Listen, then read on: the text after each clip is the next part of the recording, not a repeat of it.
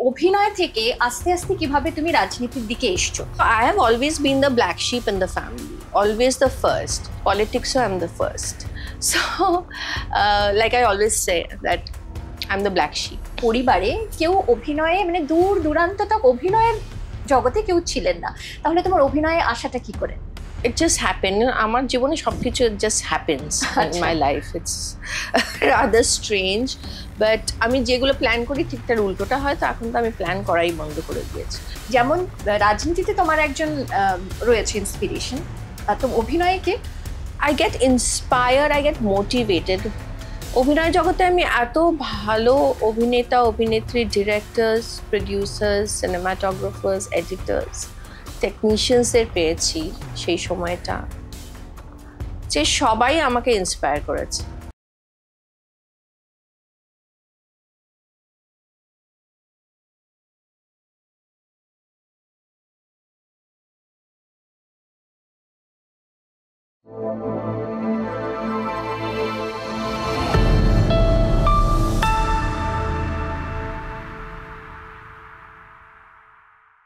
অভিনয় দিয়ে যার কেরিয়ার শুরু, আর তারপর এখন পলিটিক্যাল জগতে অর্থাৎ রাজনীতির আঙিনায় তিনি তার কাজ দিয়ে এমন একটা জায়গায় পৌঁছে গেছেন যে তার কাজ এবং তাকে মানুষ মনে রাখছে এবং আগামী দিনেও মনে রাখবে। এমনই একজন ব্যক্তিত্ব আজকে ডেবি আনলিস্টের এই নতুন এপিসোডে আমার অতিথি জুন মালিয়া। জুনদি, স্বাগত জানাই। Thank you so much. Thank you, welcome. কারণ তোমাকে ভাবছিলাম অনেকদিন ধরেই যে তোমাকে যদি আমাদের এপিসোডে পাওয়া যায় কিছুক্ষণের জন্য, তাহলে অনেক কিছু নিয়ে কথা বলা যাবে। তো অ্যাট লাস্ট তুমি একটু সময় করতে পারলে, thank you so much for that. Thank you and thank you for having me. আসলে অনেক দৌড়াদৌড়ি করতে হচ্ছে, সুতরাং তুমি অনেকদিন ধরে বলছিলে, but I was feeling really একটু খারাপই লাগছিল, বারবার তোমাকে না বলছিলাম। বাট ইউ নো, আছে না, there is a timing for everything. তো আজকে হয়তো আমাদের এই আড্ডার টাইমটা একদম সঠিক ছিল। সো উই ইয়া, এবং ম্যাচ করেছে এমন একটা সময়ে। তোমার জন্মদিন জুন মাসে, yes, 24th, এন্ড তোমাকে পেয়েছি জুন মাসে এবং তোমার নামও জুন। নামটা কে দিয়েছিল? মানে তুমি জুন মাসে জন্মেছিলে? আমার মা। yes, I'm 24th born, but June মাসে জন্মেছি বলে নাম জুন হয়নি। তাহলে মার এই নামটা পছন্দের নাম ছিল, because it's a very common English name. April, May, June is a very common English name in England and Ireland. তো আমার বড় মাসির বান্ধবী ছিল, she was an Irish, এবং তার নাম জুন ছিল। সো মা হয়তো মনের মধ্যে ছিল যে কোনোদিনও যদি মেয়ে হয় তাহলে I'll call her June. So that's how I'm June. Also, as I said, আমার আগের ইন্টারভিউতেও অনেকবার বলেছি যে June is derived from the Greek word Juno, who is a goddess. She's the queen of all the gods and goddesses in Greek mythology. She's the goddess of marriage and fertility. Okay. So that's why June is also a very ki bolbo, it's a month for happiness, joy. England বা ওইদিকে যদি তুমি দেখো বেশিরভাগ বিয়ে June মাসে হয়। It's also a good weather in England. It's summer. So that's how. একদম। তো আমাদের টিমের এবং আমার পক্ষ থেকে advanced happy birthday. Thank you so much. Thank you, most welcome. আচ্ছা, তোমার সঙ্গে তো অনেক বিষয়ে কথা বলার আছে। আমি ভাবছিলাম যে কোনটা দিয়ে শুরু করি, তারপরে মনে হলো যে এখন যেহেতু তুমি সব থেকে বেশি এনগেজ থাকো তোমার পলিটিক্যাল কেরিয়ারে, তো সেটা দিয়ে আমি একটু শুরু করি। অনেকবার হয়তো তুমি ইন্টারভিউতে বলেছো যে অভিনয় থেকে আস্তে আস্তে কিভাবে তুমি রাজনীতির দিকে এসছো। আরো একবার জানতে চাইবো যে ইন্সপিরেশন কে ছিল তোমার, কিভাবে এলে? Inspiration, obviously, it's my leader, Mamata Banerjee. But ছোটবেলা থেকে, you know what, আমাদের বাড়িতে পলিটিক্স সবাই পলিটিক্সের মধ্যে ছিল না, কিন্তু থেকেও ছিল। নানান ধরনের পলিটিক্যাল ডিবেটস হতো। সো বিটুইন মাই জেঠু অ্যান্ড মাই বাবা, আমার কাকা, we are a large family বাবার সাইড দিয়ে। সো বাবারা there were 6 brothers, 2 sisters. So obviously একটা political discussion, debate, সবার আলাদা আলাদা ideology, তো সেইগুলো দেখে একটু বড় হয়েছে। তো পলিটিক্যাল ওই একটা এসে যায়, বাট এই নয় যে কেউ মানে ডাইরেক্টলি পলিটিক্সে পার্টিসিপেট করেছে। So I have always been the black sheep in the family, always the first. আমার ফ্যামিলিতে কেউ অভিনয় করেনি, হ্যাঁ, দূরস্থ থেকে কেউ অভিনয় করেনি কোনোদিনও, আমার মার দিক থেকেও আমার বাবার দিক থেকেও। I was the first. Politics, so I'm the first. So, like I always say that I'm the black sheep. But আর এমনিতেও তুমি যদি পশ্চিম বাংলার নাগরিক হও, I think West Bengal we are very political. We are born with it. একদম আমরা সবাই ভীষণ opinionated পশ্চিম বাংলার মানুষরা, which is a good thing, especially women.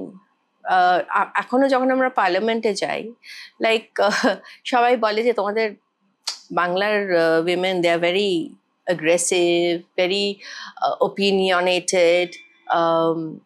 That is because আমাদের সেই স্পেসটা দেওয়া হয়, আমাদের ফ্যামিলিতে সেইভাবে আমাদেরকে মানুষ করা হয়। So we all have our own opinions. So but mainstream পলিটিক্সে obviously I would say Mamata di আমাকে এনেছে, এবং of course she is a huge inspiration for me. Inspiration because ওনার যে জার্নিটা যদি আমরা খুব ক্লোজলি ফলো করি, তাহলে ওনার সেই অর্থে she comes from a very humble simple background, একদম গ্রাসরুট। শি ওয়াজ ওনার আশেপাশে কেউ ছিল না মেন্টর হিসেবে, অনেক পরে এসছেন যারা ওনার মেন্টর ছিলেন, তারা অনেক পরে এসছেন। Because but the initial journey was very hard. আর যে কোনো মেয়ে বা মহিলার জন্য in a man's world to make space is even harder, and she did that. She was the first parliamentarian. She was a giant killer because Jadavpurer moto ekta seat সেই সময় বাম আমলে she won, এবং তার পরবর্তী সময় যদি তুমি দেখো পার্লামেন্টে she was the only woman representing, মানে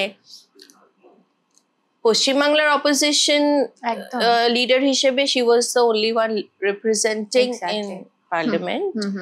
অনেক সময় ওনাকে অনেকভাবে বাধা দেওয়া হয়েছে, কথা বলতে দেওয়া হয়নি, তো অনেক কিছু উনি অতিক্রম করে she stood and she is who she is now.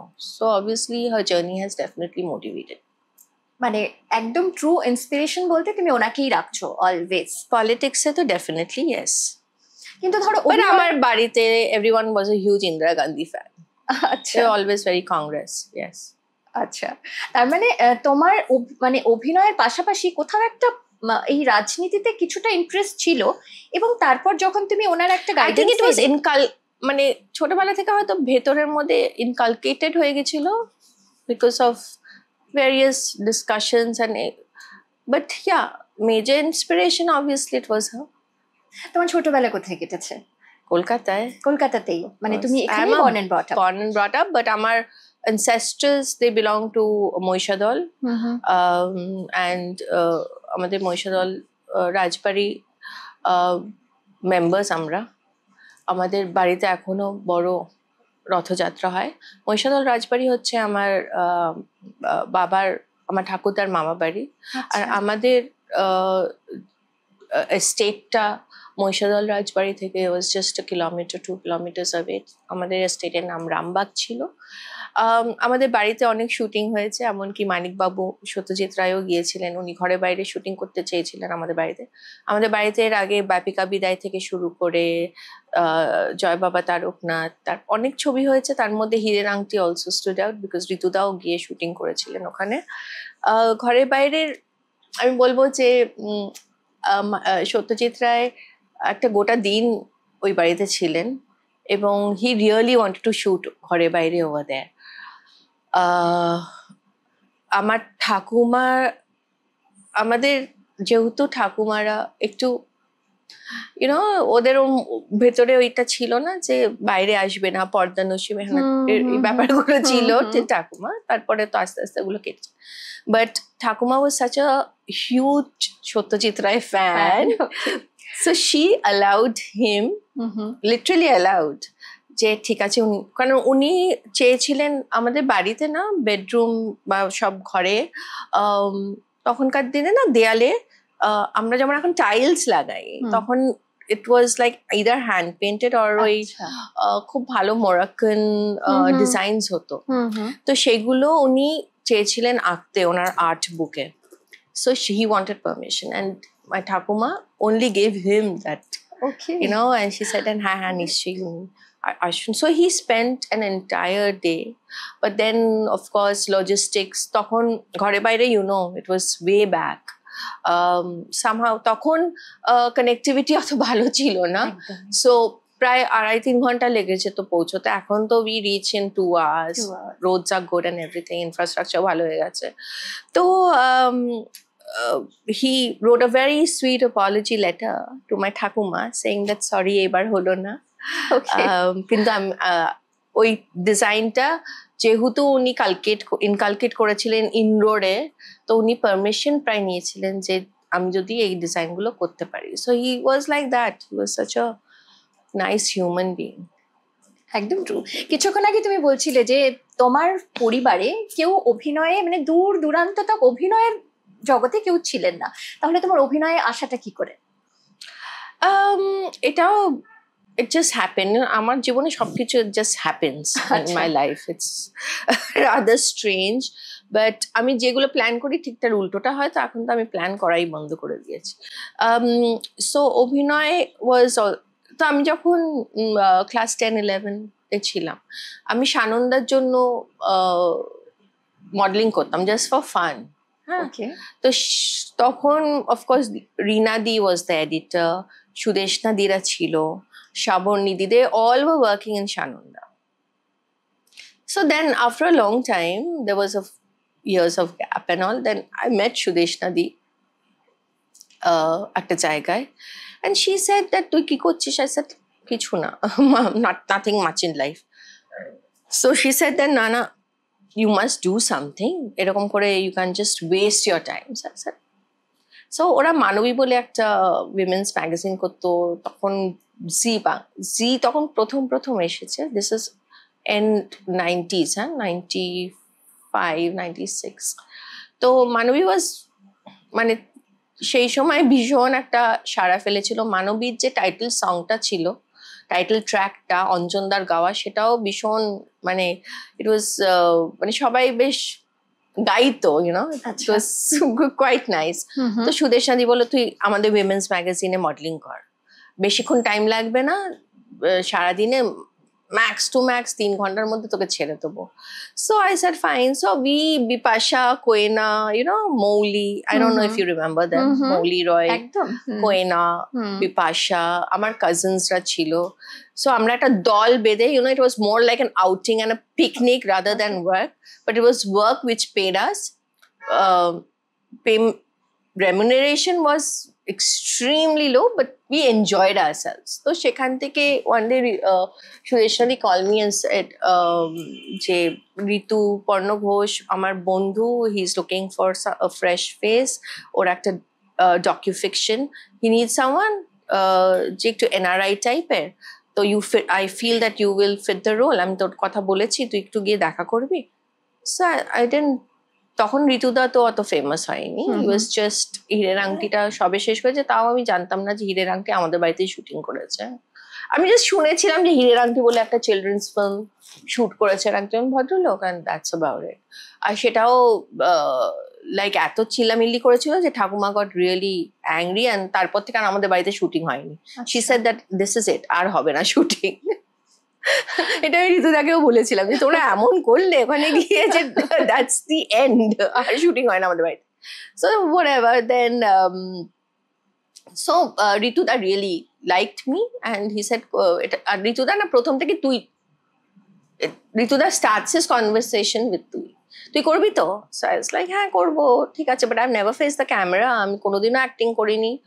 So এই স্যার সেটা আমার ওপর ছেড়ে দে, তুই চলে আসিস। So I went, আমার সঙ্গে Kunal was there, Bashop, অনেকে বাসব বলে চেনে ওকে, but Kunal, he's no more with us, Lily Di was there, so it was the 3 of us. তখন মন্টুদা ঋতুদাকে অ্যাসিস্ট করছে, Bunty who made memoirs memories of March, পরে বান্টি, বান্টির ভালো নামটা আমি ভুলে যাই, Sanjay I think. So Bunty, they were all assisting ঋতুদা। So the funniest part is যে আমরা যেদিনকে শুট করছি ঠিক তার পরের দিন, দ্য সেকেন্ড ডে, মন্টুদা এসে ঋতুদাকে বললো যে তুই হীরের আংটির জন্য ন্যাশনাল অ্যাওয়ার্ড পেয়েছিস। So that was the start of ঋতুদাস জার্নি। ওকে, হ্যাঁ, সো সো ব্যাস, তারপরে ঋতুদার সঙ্গে যখন শুরু করলাম, তারপরে Prabhat da was looking for a newcomer to launch a fresh face for Lathi. ওখানে ভিক্টর দা নাতনি করেছিলাম, ভেরি ফিয়েস্টি একটা character. He thought that I fit the bill there, মানে দেন প্রভাত দার ছবির চলাকালীন ব্ল্যাক ম্যাজিক, তখন they also started their production. Black Magic অনেক কাজ করেছে, স্যাডলি ওরা এখন আর নেই কলকাতাতে। সো তখন অর্জুন, দাদু ওরাও আনন্দবাজারের একটা তোমার কর্পোরেট ফিল্মের জন্য they were looking. So I auditioned. I literally auditioned and I did that with them. তখন না হঠাৎ করে অনেক কাজ, আর তখন way back in late 90s তোমার অনেক হিন্দি কাজ হতো। হ্যাঁ, দূরদর্শনের অনেক হিন্দি টেলিফিল্মস, ছোট ছোট সিরিজ হতো। So because I could speak the language, so Pinaki Chowdhury, উনিও এখন নেই, অনেক সিনিয়র ডিরেক্টর প্রডিউসার ছিলেন, তো ওনারা অনেক কাজ করতেন। বাপিদা, হুইজ জয় মুখার্জি ডিরেক্টর, তো বাপিদা ওনাকে অ্যাসিস্ট করতেন। তো আমি খোঁজ বলে একটা হিন্দি সিরিয়াল করি ওনার সাথে, 7 বা 8 এপিসোডস। তো ওনাদের সাথে আমি অনেক হিন্দি কাজ করতে শুরু করি।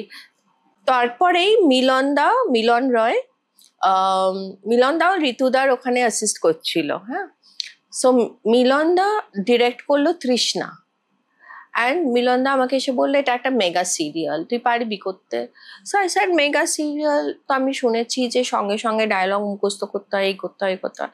আমি জানি না মিলন দা, আমি ইফ আই এম আমি পারবো কিনা আমি জানি না। সো এই স্যার তুই একটু চেষ্টা কর, এর ক্যারেক্টারটা ভীষণ ভালো, তুই একটু চেষ্টা কর না, আর যদি না পারিস তাহলে ঠিক আছে, আমরা ভাববো পরে। সো দেন মানসী ছিল মনে হয় ক্যারেক্টারটা। তো আমি Trishna actually launched me, Sreelekha, Aparajita Auddy, I think we all got launched তৃষ্ণাতে। So Trishna was like a huge success টেলিভিশনে, অ্যান্ড তারপর থেকে there was no looking back. So আমি প্যারালালি ছবি করতাম, টেলিভিশন করতাম। আমি অ্যাডস প্রচুর করেছি ব্ল্যাক ম্যাজিকের, ক্লোজ আপ থেকে শুরু করে সানলাইট থেকে শুরু করে। আমরা ব্ল্যাক ম্যাজিকের তসবির বলে একটা হিন্দি সিরিয়াল করেছি, যেখানে ইট ওয়াজ আ হিউজ, মানে একটা প্রোডাকশন ছিল। অলোকনাথ থেকে আরম্ভ করে দিল্লি, বম্বের প্রচুর ছেলেমেয়েরা কাজ করেছিল, আমরাও এখান থেকে অনেকে কাজ করেছি। ভরত কল থেকে আরম্ভ করে আমি, শঙ্কর দা, কুশল, যারা যারা আমরা হিন্দি বলতে পারতাম, উই অল, বাট হিন্দি কাজ করতে গেলে we had to audition, but we always. তারপরে জননীর হিন্দিটা আমরা করেছিলাম জানো, সেখানে রোহিণী হাতাঙ্গারি, আমরা 90টা এপিসোড করেছিলাম। চ্যানেল 8-এর অশোক সুরানা ছিলেন, লেট অশোক সুরানা জি। তো সেটা আনফর্চুনেটলি 90টা এপিসোডস করার পর আমি জানি না কেন টেলিকাস্ট হলো না। I don't know what went wrong with the channel and the producer, it was very sad. Rohini Hattangadi বেনুদির রোলটা করেছিলেন। তো যাই হোক, সো দ্যাটস হাউ, মানে সেটা স্টার্ট হলো, তারপরে ননস্টপ চলেছে আর কি এখনো অবধি, এখনো পর্যন্ত। সেটা বলছি, ননস্টপ চলছে, মানে এখনো চলছে। তো মানে যেমন রাজনীতিতে তোমার একজন রয়েছে ইন্সপিরেশন, তো অভিনয়ে কে? অভিনয় শোনো, আমার জীবনে সেই অর্থে I get inspired, I get motivated. অভিনয় জগতে আমি এত ভালো অভিনেতা, অভিনেত্রী, ডিরেক্টরস, প্রডিউসার্স, সিনেমাটোগ্রাফার্স, এডিটার্স, টেকনিশিয়ানসদের পেয়েছি সেই সময়টা, যে সবাই আমাকে ইন্সপায়ার করেছে। I cannot just pinpoint one. আমি কাকে বলবো? সৌমিত্র দা, হারাধন ব্যানার্জি, সুপ্রিয়া দেবী, সাবিত্রী চ্যাটার্জি, সুমিত্রা দি, I mean there are too many, Mamata Shankar, you name it, আমি সবার সঙ্গে কাজ করে ফেলেছি। হ্যাঁ, সো 95-96 থেকে যবে থেকে কাজ করতে শুরু করেছি আজ অবধি আমাকে ছোটরাও ইন্সপায়ার করে। So I can't really pinpoint. একদম more than 30 years। Almost 30 years almost. আচ্ছা, তখন যখন কাজ করতে শুরু করেছিলে আর এখন যখন লুক ব্যাক করো বা এখন যখন কাজ করতে যাও, এই ইন্ডাস্ট্রিতে কি কি পরিবর্তন তুমি নিজে ফিল করো যে এই চেঞ্জেস গুলো হয়েছে? অনেক পরিবর্তন হয়েছে, ইনফ্রাস্ট্রাকচারে পরিবর্তন হয়েছে, স্টুডিওসে পরিবর্তন হয়েছে। আমরা যখন কাজ করতাম আমরা কাজটাই করতে যেতাম, বাকি আমরা কোথায় বসছি, কি মেকআপ রুম, এখন চিন্তা করলেও হাসি পায়, চিন্তা করলেও ভাবি যে আমরা কি করে এত কি আমরা তাহলে, তার মানে কি আমরা সত্যি কাজটাকে ভালোবাসতাম বা সত্যি কি আমরা প্যাশনেট ছিলাম? বিকজ ইন্দ্রপুরী স্টুডিওতে যেদিনকে আমি প্রথমে গিয়েছি, it was nothing short of a haunted house. হ্যাঁ, আর ইন্দ্রপুরী স্টুডিও নিয়ে প্রচুর হরর স্টোরিজ আছে, এই ভূত আছে, এই আছে, ওই আছে, বাট ইট ওয়াজ, আমি জানি না, when I think about it, আমরা খুব মজা করে কাজ করতাম, আনন্দের সঙ্গে কাজ করতাম, হই হুল্লোড় করে কাজ করতাম, প্রচুর দুষ্টুমি করতাম আমরা। মানে we were bunch of naughty kids, আমি, শাশ্বত, কুশল, ভারত, এত হই হই করতাম, ডিরেক্টর, টেকনিশিয়ান সবাইকে নিয়ে আমরা মাতিয়ে রাখতাম, জানো তো। তখন কি ভেঙে পড়ছে মেকআপ রুমের ছাদ দিয়ে জল পড়ছে বৃষ্টির সময়, বাথরুমে কোমরটা পুরোটাই নড়বড়ে নোংরা। আমাকে মুনমুন্দি বলেছিল, মুনমুন্দি আমাকে জুনি বলে ডাকে। আমাকে তসবিরের শুটিং এ মুনমুন্দিও ছিল, আর আমরা ইন্দ্রপুরীতে শুটিং করতাম। তুমি ভাবতে পারো আলোকনাথের মতো অত বড় একজন, হি ওয়াজ আ হিউজ স্টার দেন। হ্যাঁ, একদম। ওনার মতো একজন শিল্পী, ওরকম নো মেকআপ ভ্যান ট্যান তখন কিছু ছিল না। হ্যাঁ, কোনো কনসেপ্টই ছিল না কলকাতায়। মেকআপ ভ্যান তো প্রথম মনে হয় বানালো বুম্বাদা, তাও অনেক পরে। আলোকজি ওখানে বসে আড্ডা মারছে আমাদের সাথে, লাইক একটা বড় ছেলেদের মেকআপ রুম ছিল, একটা মেয়েদের বড় মেকআপ রুম ছিল, ছোট ছোট দুটো স্টারদের জন্য মেকআপ রুম ছিল, তাও ডিল্যাপিডেটেড। এবার আমরা না সবাই একসাথে খুব গল্প করতাম। সো মুনমুন্দি আমাকে বলছে, জুনি, আমরা কি হয়েছে, না শোন, তোরা যখন আসবি না, দেখেছিস তো বাথরুমটা কি নোংরা। তখন না অত আমরা বুঝতাম না যে বাথরুম থেকে উই ক্যান গেট ইনফেকশন বা কিছু। উই ওয়ার রিয়েলি ইয়াং, হ্যাঁ, ভীষণ হ্যাপি গো লাকি কেয়ারফ্রি টাইপের। তোরা, আমি দেখ একটা বাচ্চা seriously she use to carry phenyl, একটা ওই হারপিকের বোতল, একটা ব্রাশ। হ্যাঁ, আর মুনমুন্দি একটা ভীষণ সুইট স্পট বয় ছিল। হ্যাঁ, সে এইটুকু তার হাইট ছিল। হ্যাঁ, আর তাকে মুনমুন্দি যা করতো, হ্যাঁ, তো ওরা ওরকম ঘুরে বেড়াতো বাস্কেট নিয়ে। সো ভাবলাম কেন, বলছি না এরকম হতে পারে তোমাদের, you all should be very careful. But we were not careful at all. তো এরকম সিচুয়েশনে আমরা কাজ করেছি। টেকনিশিয়ান স্টুডিও ওরকম ডিল্যাপিডেটেড ছিল, বাট কোনোদিন আমরা না ফিল করিনি যে কেন আমরা এরকম। কারণ আর আমি স্পেশালি না মেকআপ রুমে একদম বসতে ভালোই লাগতো না আমার। I need company, I need people to talk to. তারপরে আমি বলছি না, এত ভালো আমরা ডিরেক্টর, সিনেমাটোগ্রাফারদের পেয়েছি। যেমন রাজা সেন ছবিতে, সৌমেন্দু রায়, হ্যাঁ, যিনি সত্যজিৎ রায়ের সিনেমাটোগ্রাফার ছিলেন। আর অনেকে ছোটরা হয়তো জানবে না, তাদের জন্য বলছি। সোনার কেল্লার সিনেমাটোগ্রাফি ফার্স্ট সৌমেন্দু রায়ের কাজ, I think, if I am not mistaken, Manik Das, Satyajit রায়ের সাথে। তো সৌমেন্দা ওয়াজ দ্য সিনেমাটোগ্রাফার আত্মীয় স্বজন বলে ছবিটি। এবার আত্মীয় স্বজনে আমি ছিলাম, তো আমাকে মেকআপ করছে। হ্যাঁ, আমি মেকআপ টেকআপ করতাম না খুব একটা, ঠিক আছে, তো বসেছি। তা যিনি মেকআপ করছেন আমাকে বলছেন, দেবিদা কি ছিল, দেবিদাই মোস্ট প্রবলেম, মনে করতে পারছি না, দেবিদাই ছিল, হ্যাঁ দেবিদাই ছিল।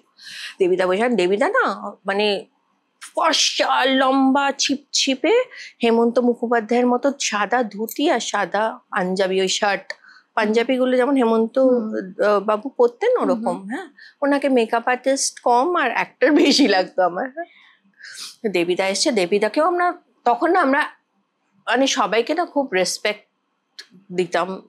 Never mind if is a makeup artist, but we were very মানে রেভারেন্স হয় না একটা, যে এত বড় সিনিয়র মেকআপ আর্টিস্ট আমার মেকআপ করবে, তাতেই তো আমি গদগদ। হ্যাঁ, তো কারণ তারা সবাই উত্তম বাবুর মেকআপ করেছে, কেউ সুচিত্রা সেনের মেকআপ করেছে, ইউনো ওনারা তখন অনেক সিনিয়র হয়ে গেছেন, বাট রিটায়ার করেননি, just on the verge of retirement. তো তাতেই তো আমি লাইক গদগদ, যে দেবীদা এই শোনো, সৌমেন্দু বাবু না ভীষণ কড়া মানুষ। আমি বললাম মানে কি? বলছে এই তো তোমাকে তো মেকআপ টেকআপ আমি করবো না, উনি সব কেটে দেন। ধরো আমার নাকটাকে সরু কি করে লাগবে, আমার গালটা কি করে, এগুলো উনি করেন। অনেক যারা সিনিয়র ছিলেন তারা করতেন, না সব রায়বাবু নাকি তাদেরকে খুব বকাবকি করতেন, আর বলতে এটা ক্যামেরাম্যানের কাজ, এটা তোমাদের কাজ না। অভিনেত্রীদের বেশি বলতেন এটা আমি কাটবো, তোমরা কেন কেটে এসেছো, তোমরা কি করে জানো তোমাদের কোন প্রোফাইলটা ভালো, কোন প্রোফাইলে তোমাদের ভালো লাগে, সেটা তো ক্যামেরাম্যান বুঝবে। সুতরাং আমি না এখনো যখন কেউ জিজ্ঞেস করে, যদি আমার উল্টো দিকে যিনি সিনেমাটোগ্রাফার যিনি এখন বসে আছেন, তিনি যদি আমাকে জিজ্ঞেস করেন, আমি দেখেছি অনেকে করে, দিদি তোমার কোন প্রোফাইলটা ভালো, তুমি কোন দিকে তাকাতে চাও, আই ডোন্ট নো, বিকজ আমার মাথার মধ্যে এগুলো ঢোকেই নি কোনোদিনও। কারণ এত মানে আমি ওনাদের ওপরেই ছেড়ে দিতাম যে ঠিক আছে, আমি সেই স্কুলে আমি স্কুলড হয়েছি, সুতরাং আমি কি বলবো, ক্যামেরাম্যান তো আছেন, উনি বলবেন যে আমাকে কোন কোন দিকে তাকালে বা কোন সাইডটা আমার ভালো, whatever. সো আমার তো ভীষণ, আমার না ভয়ে হাত পা ঠান্ডা হয়ে গেছে যে ও মাই গড এত স্ট্রিক্ট। আর আমি তো শুনছি রায়দা নিচে বসে বসে কার ওপর একটা চিল্লাচ্ছে, বেশ কোনো লাইটের কারোর ওপর। তো আমি খুব ভয়ে ভয়ে আমার ফার্স্ট শট দিতে গিয়েছি। আমি রাজাদা বলছে তোর কি হয়েছে, বলছি না না কিছু না কিছু না। হ্যাঁ, আর রায়দা দেখছি ওখান দিয়ে আমার দিকে তাকিয়ে আছে ক্যামেরার লেন্স দিয়ে, আমার তো আরো ভয় লাগছে। তো আমার আর সৌমিত্রদার একটা খুব সুন্দর একটা সিন ছিল, খুব ইমোশনাল সিন, আর আমি হিউজ সৌমিত্রদা ফ্যান, ঠিক আছে। সো আই সেড দ্যাট যখন অ্যাকশন হয়ে গেছে না, আই ফরগট এভরিথিং। সৌমিত্রদার সঙ্গে তার আগে আমি কাজ করেছি একটা দুটো। So we did that scene and রায়দা কেম এন্ড সেড খুব ভালো হয়েছে শটটা। সেই যে আইস ব্রেক হলো, আমার রায়দার সাথে একটা এত ভালো সম্পর্ক গড়ে উঠলো যে আত্মীয় স্বজনের পুরো স্কেডিউলটাতে আমি আর রায়দা উই ওয়ার লাইক বেস্টিজ। যখনই লাইট অফ হতো, আমি খালি ভাবতাম, আমার কোনো মেকআপ ছিল না, আমাকে মেকআপ করতেই দেওয়া হয়নি। হ্যাঁ, চুল টুলো আমার তখন এত লম্বা চুল ছিল, হেয়ার ড্রেসাররা চুল বাঁধতে চাইতো না। হ্যাঁ, এরকম একটা ওই কিছু একটা করে একটা খোপা করে সেই চুলটাকে বার করে দিয়ে যাও যাও যাও যাও এরকম হতো। হ্যাঁ, ব্যাপারটা। সো লাইট অফ হলে, লাইট যখন হতো, রায়দা বলতো তুমি এসো দেখো কি লেন্স। তখন তো ছবি সেলুলয়েড, হ্যাঁ, we were the lucky few যারা সেলুলয়েডে কাজ করতে পেরেছি। তো বলতো এই দেখো এটা এই লেন্স, এটা ওই লেন্স, সব লেন্স গুলো বোঝানো, লাইট হচ্ছে সেটা বোঝাচ্ছে যে কেন এদিকে বসানো, এইটা করতে করতে না তখন আমার মধ্যে অলরেডি একটা যে আমিও একদিন ডিরেকশন দেবো, এই করবো। আমি রায়দাকে বলতে, রায়দা আমি পারবো ডিরেকশন দিতে। হ্যাঁ, ডিরেকশন কেন দিতে পারবে না। অ্যান্ড হি টোল্ড মি যে দেখো ডিরেকশন, এই যে বড় বড় ইনস্টিটিউটে সবাই যায়, but he use to tell me জানো তো ডিরেকশন আর অ্যাক্টিংটা শেখানো যায় না। নিশ্চয়ই শেখানো যায় ইন দ্য সেন্স যে তোমাকে বুঝতে হবে ক্যামেরা, একটু বুঝতে হবে, তোমাকে এডিট বুঝতে হবে, বাট তুমি কি ভিজুয়ালাইজ করছো সেটা কেউ তো তোমায় শেখাতে পারবে না। সিমিলারলি তুমি কি করে ইমোট করবে, তোমাকে যতই ডিরেক্টর বলে দিই, কিন্তু ফাইনাল ইমোট তো তোমাকে করতে হবে। তো এই দুটো শেখানো যায় না, এই দুটো অ্যাবজর্ব করতে হয়, অবজার্ভ করতে হয়। So this was such, I still carry this words. আর শুধু রায়দা না, তারপরে বুদ্ধদেব দাশগুপ্ত থেকে শুরু, কিন্তু রায়দা আমাকে না ওই ডিসিপ্লিনটা দিয়ে দিয়েছিল যে শোনো, মেকআপ রুমে বসবে না, তুমি যদি সত্যি অভিনয় করতে চাও, সত্যি তুমি যদি কোনোদিন ডিরেকশন দিতে চাও, বা সত্যি এই কাজটাকে ভালোবাসতে চাও, তাহলে টেকনিশিয়ানদের সবার আগে বন্ধুত্ব করো টেকনিশিয়ানদের সাথে, তাদের সাথে দেখো তারা কি করছে, সিনেমাটোগ্রাফাররা কি করছে, সেটে কি আর্ট ডিরেকশনের আর্টের যে ডিরেক্টর সে কি করছে, এগুলো তোমাদের শিখতে হবে। আমি এগুলোই শিখে এসেছি।